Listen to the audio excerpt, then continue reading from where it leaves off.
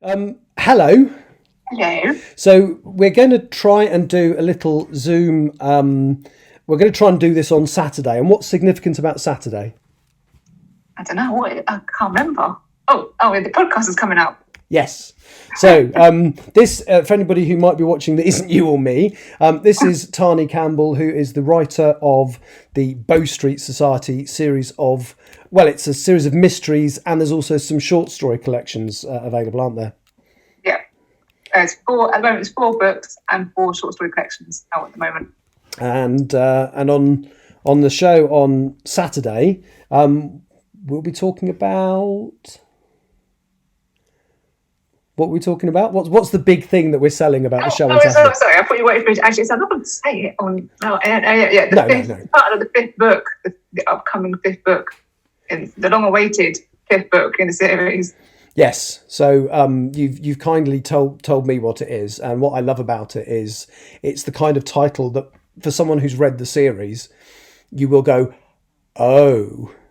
And we actually had a couple of your readers on the podcast live when we actually revealed it, because obviously it's already recorded, and they gave us exactly the reaction I expected. So that was. Were you pleased about how that played out?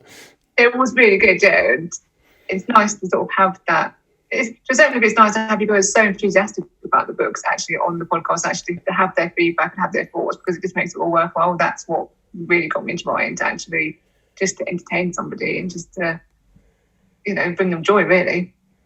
Excellent. Do you mind if I do this as if we have a bit of a chat now, or have you got other things you need to do now? Because if you have, we can stop. We know this technically works, so. Yeah, that's fine. Now I'm going to have a little chat now. I'm happy to have a chat. Okay, cool. So you've always liked crime fiction, and you told me, how old were you when you wrote your first crime fiction story? 16. 16. Excellent. And do you still have that? Do you read it now and look back at it and go, oh my goodness? I actually wrote that for my friend's 60th birthday, and she still has the original printed out copy of that story. Oh, that's fantastic. I mean, do you still have a copy, or does she have the only one? I have a digital copy, but she has the actual stock. So what I did at the back of the book was I did little drawings of the different characters' clothes at the back as well, to give a bit of a context. It was set in 1930s village in England. So, okay, she's got all the original sort of, ones with little drawings on the back as well. So she's still got that. But yeah, I've got the original digital copy. And when was the last time you had a look at it? It was a few years ago now. It's okay. If I was to ever do another series, I have considered polishing that one up and releasing that one. But it would need a lot of work. But yeah, it's okay. But it's obviously it's not. Yeah, don't know if actually ever said that. I don't know. Well, I mean, you've grown as a writer since then, and I'm assuming I've not read it, obviously. What made you come up with the idea of the Bow Street Society? Because it's very different to usual crime fiction, because it doesn't centre on or focus on a detective. It focuses on a society and therefore a group of people. Yeah, well, I wanted to go away from that tradition of having that one detective who knows everything, and then even when you have detectives who have sidekicks, the detective always seems to sometimes hold back evidence. And I thought, well, I want to do a group. But then I thought, even then you have detective stories which have a group, but the group is static. So you only have 3 or 4 members, and that's again, it's just that's all you see. So it was really that's where it sort of started. And I thought, well, obviously detectives, uniformed police officers have got military training. They're sort of the more the traditional sort of archetype for a detective in the mystery. What about ordinary people? Surely they've got just as somebody who's expert in fingerprints, or surely somebody who's an architect would be obviously an expert in architecture and blueprints and floor plans. So I was sort of going with that sort of idea, thinking, well, how could that then be applied to crime fiction? And you sort of think, when you initially think about it, you think, well, it can't really go that far, because, well, an architect only knows so much. But when you start bringing the locked room elements of a mystery, I think, well, actually, an architect do quite a lot. They can look at the floor plans, they can look at the original blueprints, they can measure the room and decide, well, this could be where a secret passageway is, or there's a hidden room here, or, can actually sort of look at the more practical side and actually bring their forefront their skills from their everyday jobs. And that's really where it sort of grew from, really. Well, that seems, without spoiling it, there's definitely elements of that in the first book in the series, which is the case of the begins with a Curious C, client. Curious Client. That's it. I'm so terrible with names. So was and again I've forgotten the name of the architect character. What was the architect character called? Bertram Heath. Bertram Heath. So was he one of your first characters you came up with for the series, or? So Miss Trent was actually the first character I came up with for the series. Because I thought there needed to be somebody at the helm.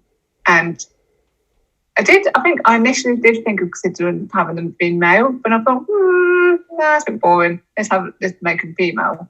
Because I think that just, it allows you to explore like how women's roles at that time, but also that sort of very sort of small proportion of women at that time who were sort of pioneers, who were sort of breaking away a little bit and giving that bit more glimpse into the more sort of renegade women.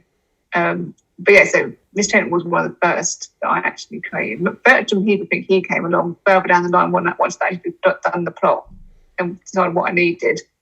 That tends to be how some of the members get born initially, is what skill do I need for this particular mystery, and then I build the character around that skill and occupation. When was the last time you introduced a new character? Was it book 3 or 4? I'm struggling to remember.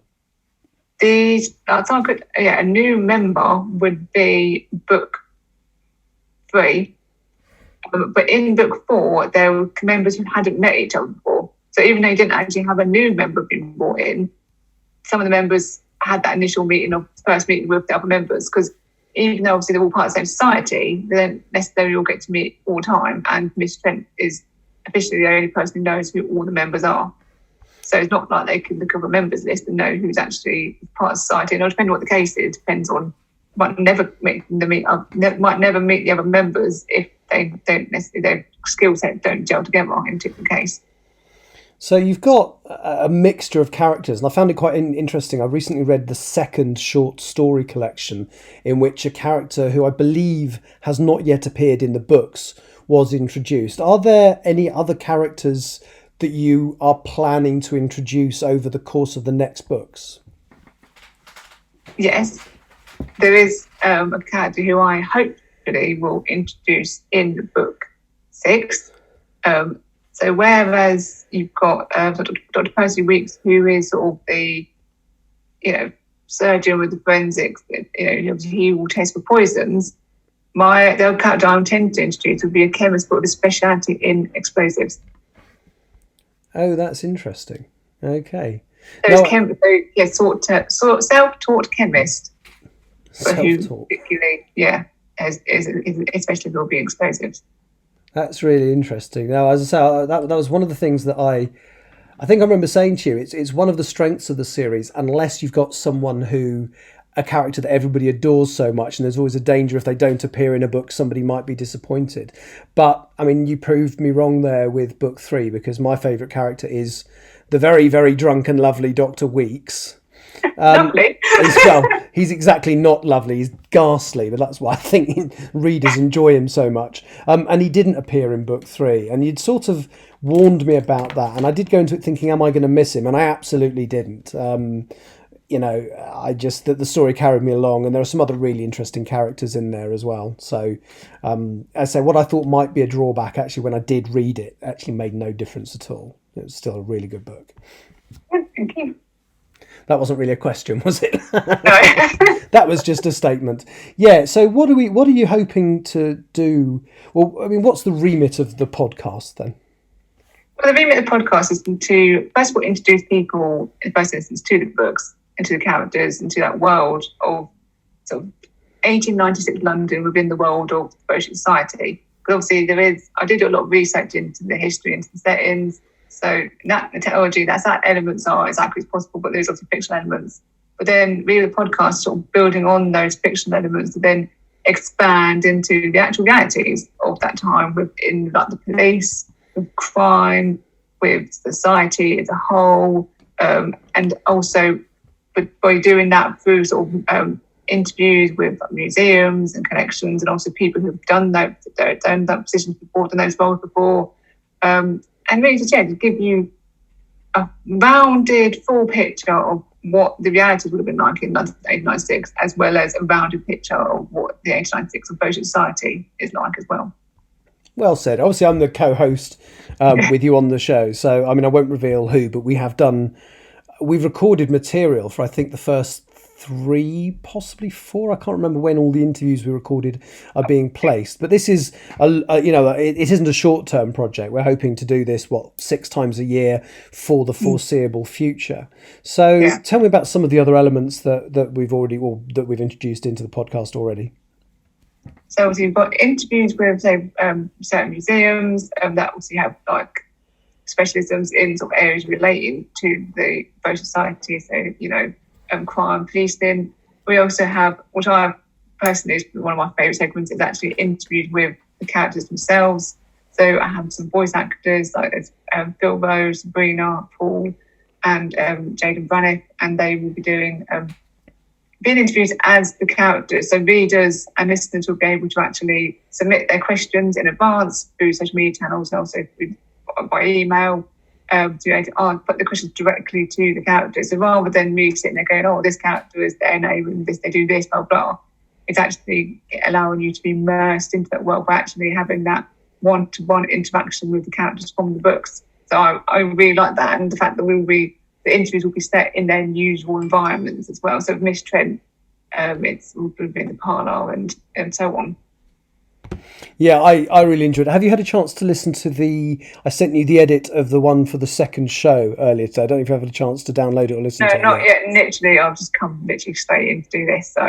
Oh, bless you. So yeah, it's really good fun, and I'm really looking forward to doing some more. Recording it, that was really good fun. And I do think the voice actors really sort of fall in love with the characters. I think obviously Phil's fallen in love with the character he did, but obviously with Sabrina, it's returning to a role because she played Miss Trent in the book trailer for The Case of Curious Crime, which was filmed at Milton Keynes Museum.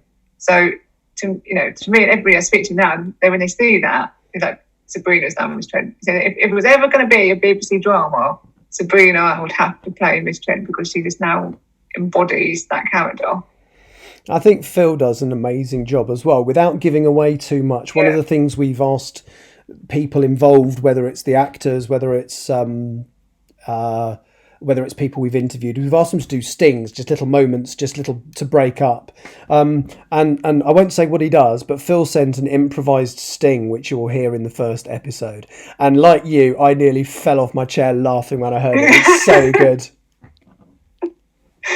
I was crying. I was crying with laughter. It was that funny. It was so unexpected. But it was so perfect. It just proves that he understands the character, doesn't it? It really does. He loves that character. I think I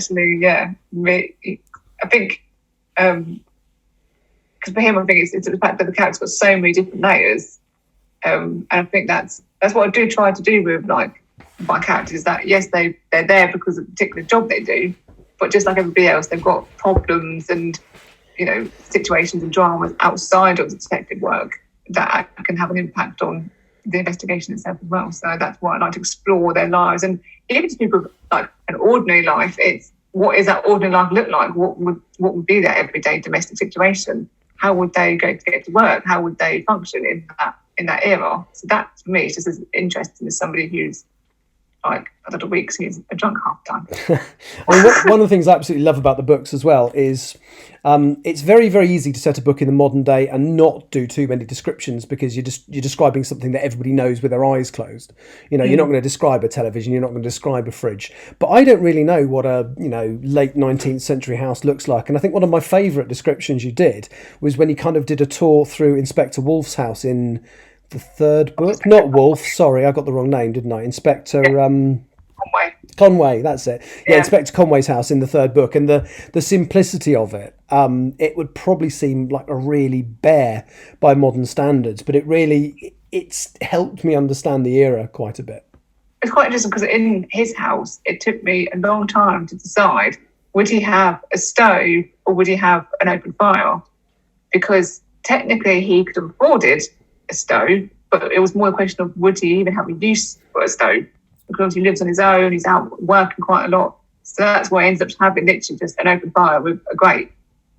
But honestly, it took me so long. And I have a book, actually, just literally just the book is about stoves and grates. I use that to decide what his setup would be. But for me, that's something as simple as that, like what kind of cooking implement would they have, or, kind of appliance they would have, is as much about telling about the character as, the way they act and the way they speak. Yeah, I mean, I was going to say, it does all feel really carefully chosen to give you a bit of background information. So somebody just reading it and not really taking in and thinking about it will just enjoy the description. But as you say, you sit there and think, why has he got that rather than that? And you suddenly start to realise it's because he's never in that house. Yeah, the stove was actually took a lot of work to keep going. You constantly having to keep it, fueled, and if it went out, then it would take you ages to get it back up to the heat that you need it to be. And if he's not there, then it's not really worth it doing it.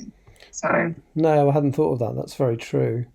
And you've got a bit of as I say, over the course of the books, you've got characters sort of building up. So I think obviously in the first book, we just have the first real policeman character, well, inspector anyway. And then there's now a bit of a sort of conspiracy going on against the society by two other inspectors who are not very pleased about what was going on. Was it always your intention to write a multi-layered continuing story amongst the mysteries, or did it just sort of happen?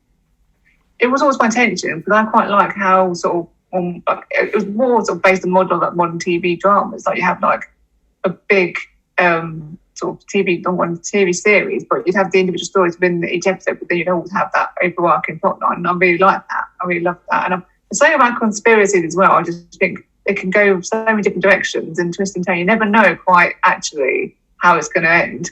And I think a conspiracy, villains are a bit more sneaky, will always push characters to their limit and challenge them. And I think that's really what I wanted to do.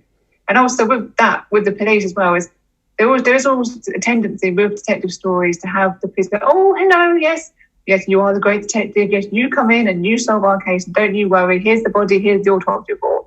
And I actually think, well, that's not necessarily fair on the police, because obviously being a police officer is a very hard job, but obviously they are capable of solving their own crimes. So it's trying to represent them as more of a realistic sort of portrayal of police, and who would be like, no, you're not coming in the crime scene. No, you can't look at the post-mortem report. No, we don't need you. Why? We don't need somebody to come and investigate for us. We're quite capable of doing it ourselves. Thank you very much. I really like the fact that you have got a number of officers who feel exactly like that, but then you've got others who, well, obviously at the very high up completely understand and are kind of behind the society, but then you've got some in the middle that are, I don't know how to take Conway, because he clearly doesn't think it's a terrible idea, but he doesn't want to openly support it either, is how I feel anyway. Yeah, I think openly supporting it is a big no-no. It's us and them. I think very much the sort of the psychology and the culture of police back then it was hard enough as it was. So the public was still very much mistrusted them, and there had recently been like the corruption trials, and generally police were seen as brutes, beat you up and, corrupt, and you couldn't trust them, at all. And so they're fighting against that anyway. And then I think to openly support something that's not the police, members of the public that basically could, if it grows enough popularity, could technically overtake the police and actually replace the police, I think is a very big no-no. And it is very much like keep in the ranks, stay loyal to each other. And if you're seen to portray that sort of unsaid rule, then you would very much be sort of, I would say, what's the word, shunned, I think. Ostracised or something like that, maybe, yeah.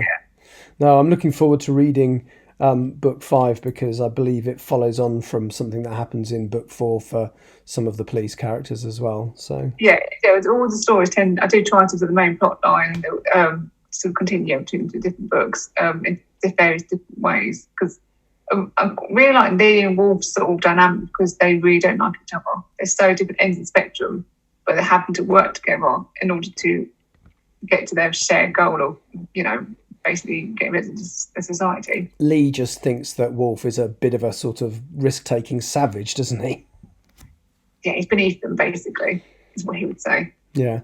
No, it is very interesting, the dynamics between the characters. And I think because you've got the ongoing series, you've got the luxury of being able to build up a catalogue of characters, which I think if it was just one book, it wouldn't work. There'd be too many people because you know who all these peoples are and they've been introduced gradually. I mean, there are members. Well, the first book, there's not that many characters. Then you introduce more in the second book and more in the third book, and it's starting to feel like a real world. Well, no, I mean it's not starting. It always did, but it's starting to feel more populated now than it did at the beginning. So no, I'm very much looking forward to book 5 when it comes out later in the year. Me too. We're looking forward to the reactions, I guess, as well, which is something hopefully we'll get to capture in the podcast at some point. Oh yeah, definitely. It'd be good to get people give their feedback on the podcast. Yeah. Cool. Because writing can be such a lonely pastime, as you know. So it's especially when you are I'd like to say independently published, but with self-publishing, because you are doing everything on your own, and you just write the books, you put them out there, and and unless people actually tell you what they think of reviews or through this sort of thing, then you just don't know, and so you can quite easily fall into that trap of I'm not good enough, and that imposter syndrome, and and so it's really nice to be able to connect with readers and other writers and everything, and especially through the podcast. I think it's going to be a really good platform for us to do that, and but also allowing the readers to connect the characters through the account of interviews, I think is quite unique.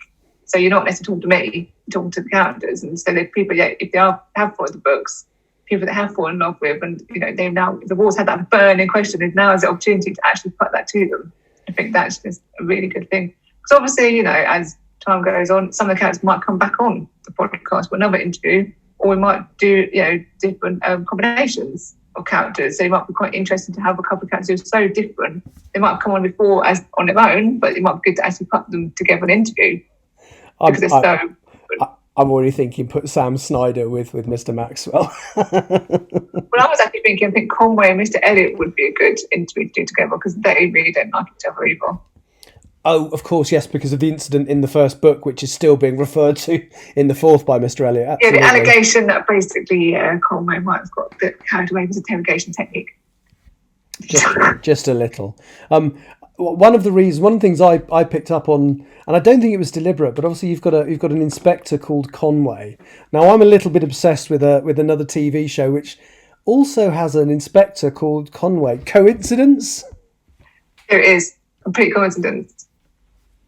It honestly is a complete coincidence. No, I absolutely believe you, but I'm a little bit obsessed. So I remember saying to you a little while back, could John Conway be related to Derek Conway, late of Sun Hill in the Bill? But apparently not. Apparently, John. Because Conway has a brother. He does have a brother, but he's not been introduced, obviously. But he does have a brother, so you could technically through that line. Yeah, because I remember being a bit disappointed when you said, well, John just wouldn't have time for a relationship, or, for that to happen, for there to be the offspring, for Derek to exist. Yeah, you do get a bit more of an insight into his psychology in book 5, and how he's come to where he has got to. But basically, the bottom line is, for John Conway, his work is his life. That's who he is. He starts and ends with being a policeman. Excellent. I mean, I'm again not being obsessed with the bill at all. One of the things I really had to do when we were interviewing the guys from the Bow Street Police Museum is they were naming old officers and people that used to work at Bow Street, and I really had to bite my tongue and not say, "Oh, don't forget Dave Quinnan." Well, it's interesting because you talk about fictional detectives like that, but in Ripper Street, Edmund Reed, the character Edmund Reed, who's in Lehman Street. There was actually an Edmund Reed who did actually work at the Whitechapel police station. Oh, that's interesting. I think so. Obviously, just took the name of an actual person and turned it into a fictional character. So I doubt you probably as extreme as the Edmund Reed in the Ripper Street, but it is interesting when that sort of history and fiction sort of overlaps a little bit in TV. Yeah, it is. So where are you at in terms of your writing process for the book? Oh, for the fifth book? For the fifth book. The one I can't name. I'm constantly thinking about the world and the characters, and I'm already thinking about book 6. But yeah, so I'm with book 5. We're now at the point where I finished writing it, and it's now gone to the beta reader. But as I've always said to people in ideas or interviews that I always edit as I go along. So even though I've sort of written that draft, each chapter would have gone through at least 15, 16 drafts before it even got to the point of actually being used in the book. So it's been heavily edited by me already. But the good thing about beta readers though is that they always find something that you never would have even thought of. And they can really get into underneath the skin of a book, because you can sit there and look at it for hours and hours and hours and hours and still not see what they see. And it's such an invaluable stage of the writing process. And, you know, I think it really is sort of a pivotal part of the writing process. But I think especially with these books, there's been a couple of times when some beat readers come back, so actually I think this would work better, and it's completely made more sense, and it's just changed the dynamic to certain people for the better. You know, it's just made it more realistic and made it more relatable, and definitely worth doing. You can get beat readers who are not afraid to say to you when they don't think something works. Because as much as like beat readers will go, oh yeah, it's brilliant, I love it. That's necessarily helpful in terms of, well, I need to know what's wrong with it. Tell me what's wrong with it. Has there ever been an occasion where somebody's come back to you with something that in hindsight seems so obvious and you've gone, "Oh, for goodness sake, why didn't I see that?" Yes, in book 3, there's a conversation that Dr. Locke, who's a woman, I have to say that because you're doing this, assume that Dr. Locke has with a old friend of her husband's, who's obviously her husband's an illusionist and he owns a theatre, and so this woman who she's having a conversation with used to be an actress. And basically the actress can't have children. And the insinuation is that Dr. Locke and Mr. Locke have not been able to have children. But the way I originally wrote it, my friend made a very good point, that it comes across as if it's Dr. Locke's fault that they can't have children. He said that's not fair and that's not the case. It's nobody's fault. So that was, when I look back on it, I was like, actually, she's right. That really shouldn't be there. So I changed it. So that's why it's now the way it is. But that was something that when you look back was really obvious. But actually, it needed that beat read to say, well, yeah, that's not a very fair way of putting it. What's the biggest rewrite you've had to do as a result of something from a beta reader? Beta reader, I say I've had to do, for me personally, I changed the merger halfway through, so I had to rewrite the whole story, replot the whole story. But in terms of beta readers, oh, not because of a beta reader, I was going to say. Yeah, not because of beta readers, no. I think now.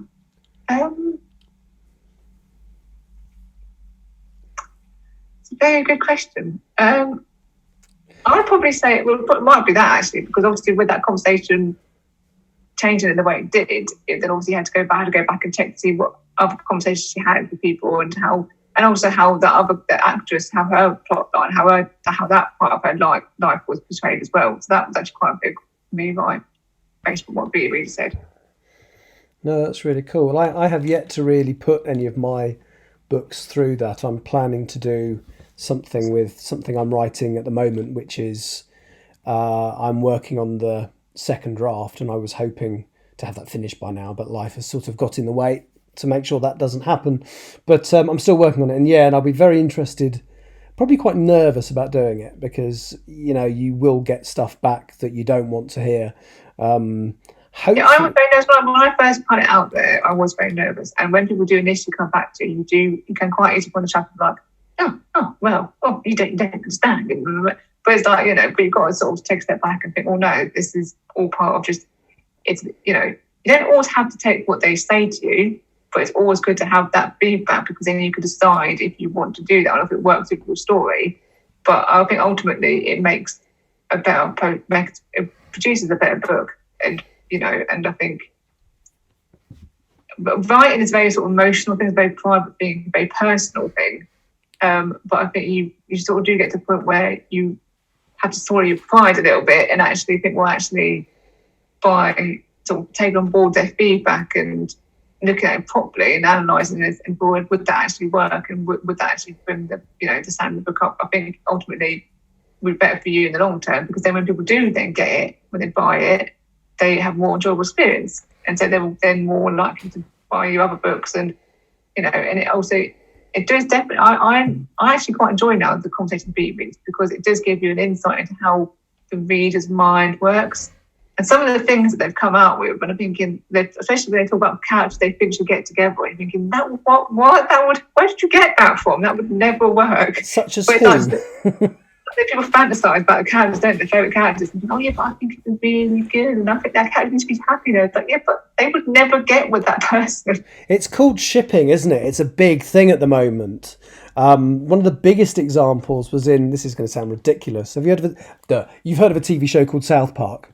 Yeah. Well, there were two characters, both of them heterosexual male characters, which some manga fans started doing manga cartoons of these two male characters getting together, and the writers liked it so much they ended up putting it into the show. Yeah. And it's called shipping, and wasn't really aware of it until probably in the last year or maybe two, that there is this big fan community of anything that will try and make crazy decisions about characters that the writer knows just won't work, but it's in their heads, and it's very difficult to get rid of it. I think that's when some people come out with these things, it sort of gives you an insight into how they perceive the characters, but also to a certain degree it's how wide society would perceive that character. So it's like, oh well, they should do this because then it would make them more extrovert, or it would make them more, or that person would teach them something. Like, but why do they need teaching? Why do they need that person to teach them? Why can't they find it out on their own? Why do they need somebody to take them from one side and give them that experience in order to actually learn? Why can't they just, do you know what I mean? So you can sort of quite easily fall into sort of those traps, but at the same time it is difficult to then, you've got to take a step back as well to try and not be subconsciously influenced by those conversations.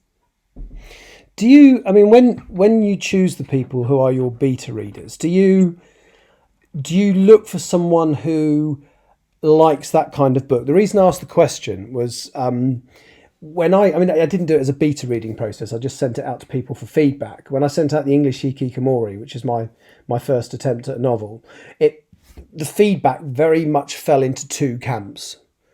And broadly it was, if you were male, you hated it. Yeah. And if you were female, you got it. Was how I felt anyway, because I know several blokes who just couldn't get past the opening few chapters because it was so grim. So to a degree, have you chosen your beta readers as people who will definitely get the initial project? Yeah, so certain people have obviously read the other books. I do try to sort of get people who like the genre. But again, sometimes when you do something different with such long-standing tropes, people sometimes don't like that, so it can sort of bite on the bum. But mainly, what I look for is people who I know will be critical and honest, and will actually really sort of pick it apart, because they're the people I want, because that's what I want to do. Because I can't, as much as obviously I've written it and I know all the characters inside out, I can't, in an unbiased way, I'm not unpick it and tear it apart in the way that beat readers can, because it's when you get to those bare bones and then you look at it and then you think, oh right, okay, so actually that's okay, or that needs changing. That's only when you can really then rebuild it and make it something better.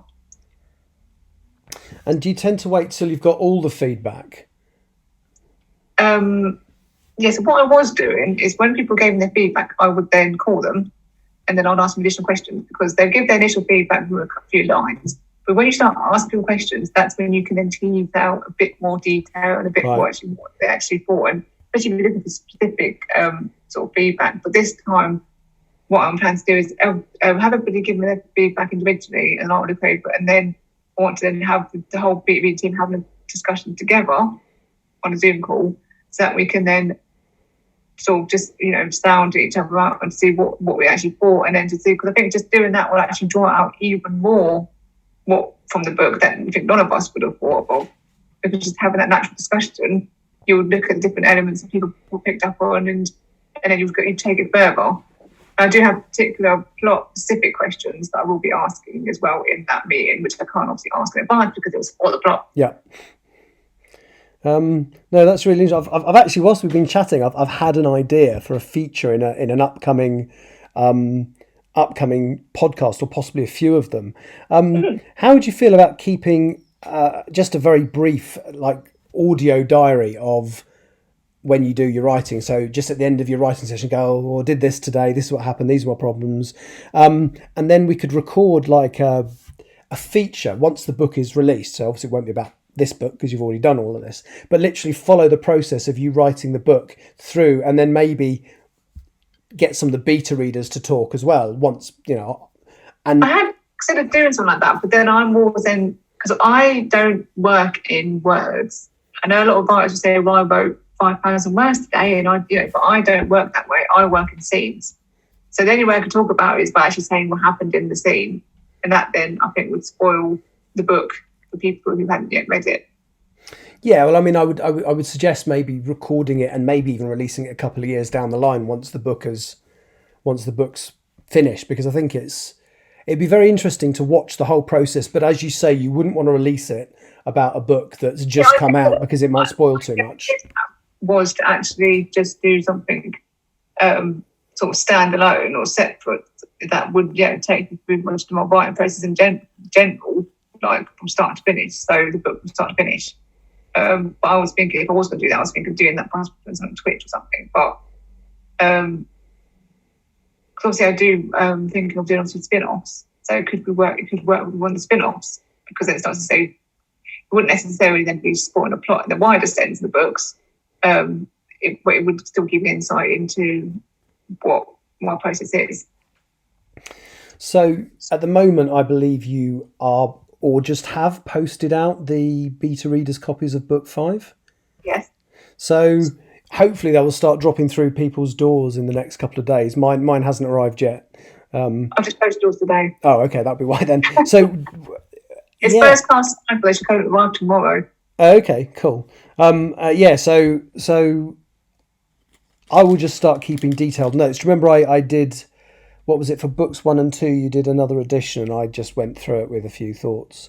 So I shall keep detailed notes in each chapter as I read it. I might even force myself to read them out loud, because I think that's what I do with my own stuff when I want to get the detail, because I think there's a tendency with any reader to maybe read a little bit faster than they ought to if they want to take in all the detail. Whereas if you read it out loud, I have a note in there saying what 3 areas that I specifically sort of want feedback on. So you've got some guidance. Cool. They're quite broad though, to be honest. So it's stuff like plot, like content and pace. So that's quite broad, characters. So their consistency. Are they consistent with how they've been represented in previous books? That's the thing about doing a series. You've got to be very careful that the characters and suddenly do something completely just off the wall that they would never have done in not the book before. And then the other point is just descriptions. Cool. So is it too many? Is it not enough? Right. I do think you're right about what can happen with characters, and you notice it a lot in television series, is that sometimes the character will be altered to service the plot, which... Yeah. I don't like that. Spoils. Oh no! I mean, one of my favourite TV shows, you may not be aware, is a show called Doctor Who, and in the 1960s. The Bill there. Good God, no! The Bill's my second favourite show that ran for 26 years.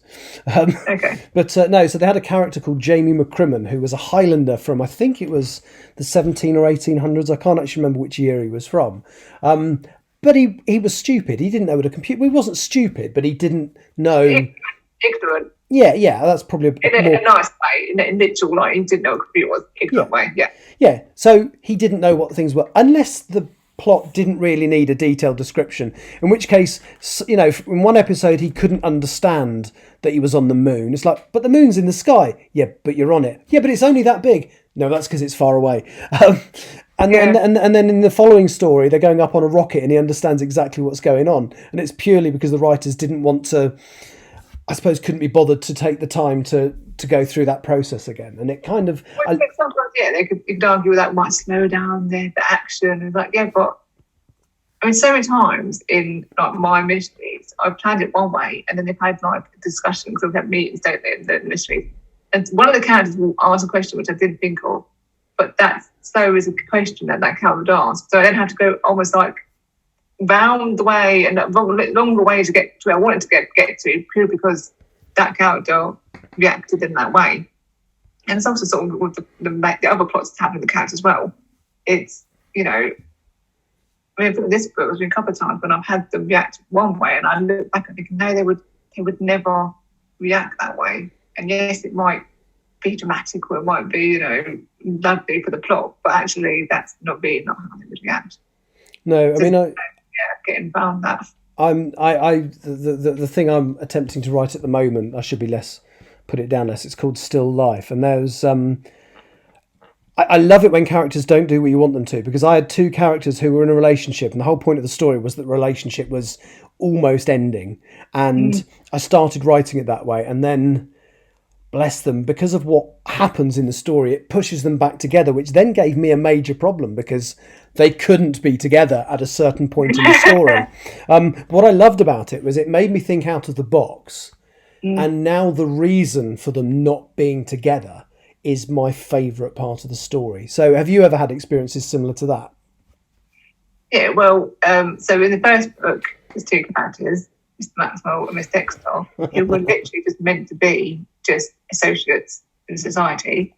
And they got the carriage together, and she puts her hand over his, and then they have a little moment, and it's like, oh, this is going to be a romance then. And so that's literally how, that was born. And I think also with Conway as well, there was one point where he was supposed to do something, and I actually planned for him to actually do it, but then at the last moment he don't know, no, can't do that, no, refused to do it. So basically, you have to, now that's part of the whole wider plot line. Is actually because he didn't do it. That's now have ramifications right up until book 5. Interesting. Cool. Okay. Well, I'm gonna actually try and do some writing on my own today. But thank you for. I mean, there's probably not much more we can talk about on Saturday, but we'll do it again on Saturday if that's all right. Anyway, just to plug the podcast again. I'll be really interested to see how, if that's all right with you. I'll be really interested to see how this comes out, because I've been switching. I don't know if you can see the Zoom output, but you can see the Zoom. I don't know if you can see the Twitch, but I'm kind of switching. I'm trying to direct it as well. So switching between, what's going on, pictures of you, pictures of me nodding like that and stuff like that. Except I had the wrong screen on then. Pictures of me nodding like that and then cutting back to you. So I'm looking forward to seeing how well this comes out later. So thank you so much for doing that for me. That's really appreciated.